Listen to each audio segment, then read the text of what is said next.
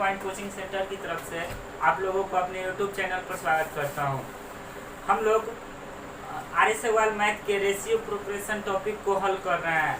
65 number question तक solve हो चुका था। अब आइए देखते हैं क्वेश्चन नंबर 66। क्वेश्चन नंबर 66 में देखिए क्या कह रहा है। क्वेश्चन नंबर 66 में कह रहा है कि एक व्यक्ति 3,30,000 को अपनी पुत्री, पत्नी तथा पुत्र में इस प्रकार बांटता है कि पुत्री का 1/2 भाग, पत्नी का 1/4 भाग तथा पुत्र का 1/5 भाग परस्पर बराबर है, तो पुत्री का भाग कितना है। देखिए क्वेश्चन को, टोटल उसके पास कितना संपत्ति है, 3,30,000 रुपया। कह रहे हैं कि पुत्री का 1/2 भाग, पत्नी का 1/4 भाग और पुत्री का 1/5 भाग जो है क्या है, बराबर है। इतने बराबर हम लोग मान लेंगे कि देखिए यहाँ से पुत्री का 1/2 भाग बराबर के, यानी पुत्री का यहाँ पर धन कितना हो गया 2k। उसी तरह पत्नी का 1/4 भाग बराबर के, यानी कि पत्नी का कितना हो गया 4k। उसी तरह पुत्री, सॉरी यहाँ पर पुत्र है, पुत्र का 1/5 भाग, पुत्र का 1/5 बराबर के, यानी पुत्र बराबर हो गया 5k। अब क्वेश्चन को ध्यान से देखिएगा, टोटल संपत्ति कितना है 3,30,000 और पुत्री को मिल रहा है 2k, पत्नी को 4k और पुत्र को 5k। टोटल संपत्ति है 3,30,000। इसको ऐड करते हैं 2x 4x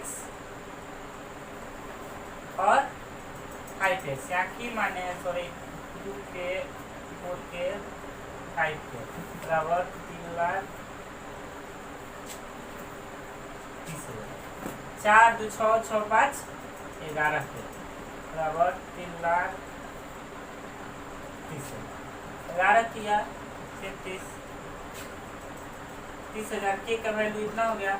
अब पूछ रहा है किसका, पूछ रहा है वैल्यू पुत्री का। पुत्री कितना है 2k, 30 दूनी कितना हो गया 60,000। 60,000 आपका आंसर मैच कर गया, देख लीजिए ऑप्शन में। अब क्वेश्चन नंबर आते हैं 66 क्वेश्चन को।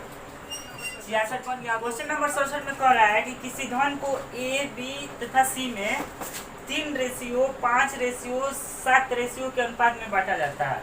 यदि सी का भाग ए के भाग से 1,600 रुपया अधिक हो तो बी का वैल्यू क्या होगा। देखिए ए बी सी को क्या कर रहा है 3:, 5:, और 7 के रूप में बांटा गया है। कह रहा है कि सी का भाग ए से 1,600 रुपया अधिक है। देखेंगे सी का भाग, सी का वैल्यू क्या है 7, मान लीजिए रेशियो बराबर x यानी 7x हो गया। फिर ए का वैल्यू क्या है 3, ए बराबर क्या हो गया 3x।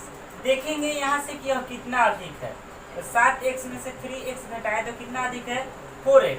4x इधर अधिक है और इधर कितना अधिक है 1,600 रुपया, दोनों बराबर 4x बराबर 1,600, यानी x का वैल्यू यहाँ कितना हो गया 400। x बराबर 400, यहाँ का वैल्यू पूछ रहा है किसका b का। b बराबर कितना है 5, 4 5 20, यानी कितना हो गया 2,000 रुपया। आंसर 2,000 रुपया हो गया, यानी ऑप्शन आपका सी मैच कर गया। देख लीजिए आगे क्वेश्चन को देखते हैं।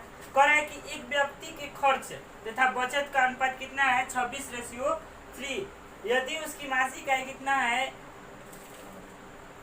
14,500 रुपया है तो उसकी मासिक बचत कितनी होगी। ध्यान से देखिए, कह रहा है कि खर्च और बचत का अनुपात कितना है 26:3, 26:3 और मासिक आय कितना है 14,500।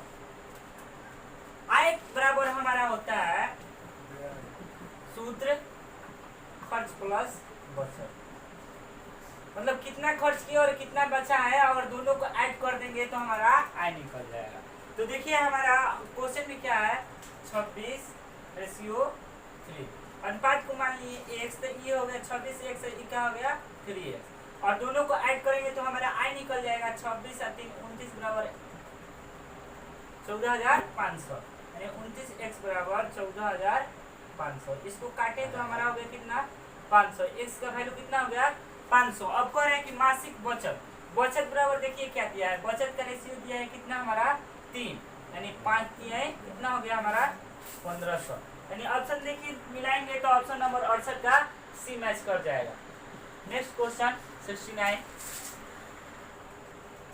देखते हैं। क्वेश्चन नंबर 69 को, क्वेश्चन नंबर 69 में कह रहा है 3068 यानी 3068, जो कि यहाँ पर गलत क्वेश्चन दिया है। यहाँ पर क्वेश्चन सुधार लीजिएगा। यहाँ पर क्वेश्चन होगा 1470 यानी 1470 रुपया को ABC में इस प्रकार वितरित किया गया है कि प्रत्येक भाग से 50 रुपया कम करने पर 1:3:2 के अनुपात में विभक्त हो जाता है। तो C द्वारा प्राप्त धन क्या होगा?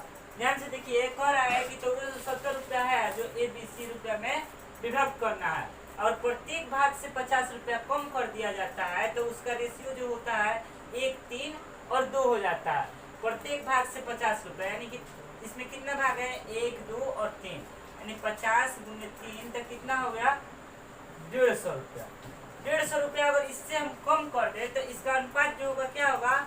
1:3:2 हो जाएगा। इससे कम करते हैं, देखिए A अनुपात B अनुपात C 1:3:2।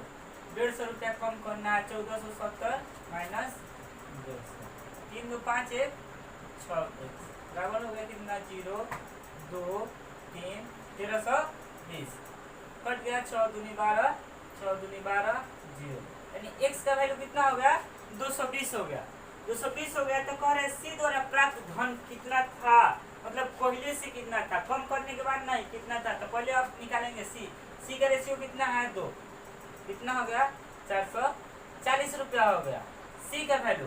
लेकिन हम यहाँ पहले ही इससे 50 रुपया कम कर दिए हैं, जो कम किए हैं अब इसको दे देंगे। 50 रुपया जैसे ही दे देंगे तो इसका वैल्यू हमारा निकल जाएगा। कितना आ गया? 490 रुपया। आंसर आपका ऑप्शन मैच कर गया, ऑप्शन नंबर डी 69 का। अब आगे देखते हैं 70 नंबर। देखते हैं क्वेश्चन नंबर 70 को। 70 में कह रहा है कि 94 को 2 भाग यानी A तथा B में इस प्रकार विभक्त करना है कि A का 5वां भाग तथा B का 8वां भाग का अनुपात 3:4 है। तो A का मान क्या होगा? देखिए ध्यान से, कह रहा है कि 94 को 2 भागों में विभक्त करना है A तथा B में। कह रहा है A का 5वां भाग तथा B का 8वां भाग का अनुपात क्या है? 3:4। चलिए मिलाते हैं। A/5 B/8 बराबर 3/4 हो गया। A का 5वां भाग तथा B का 8वां भाग का अनुपात जो है 3/4। 5 जो आएगा नीचे और 8 ऊपर चला जाएगा। A/B 5 गुने 8 बराबर 3/4। क्रॉस मल्टीप्लिकेशन गुना होगा तो क्या हो जाएगा? 8 चौके 32B 32A और उधर गुना होगा तो क्या होगा?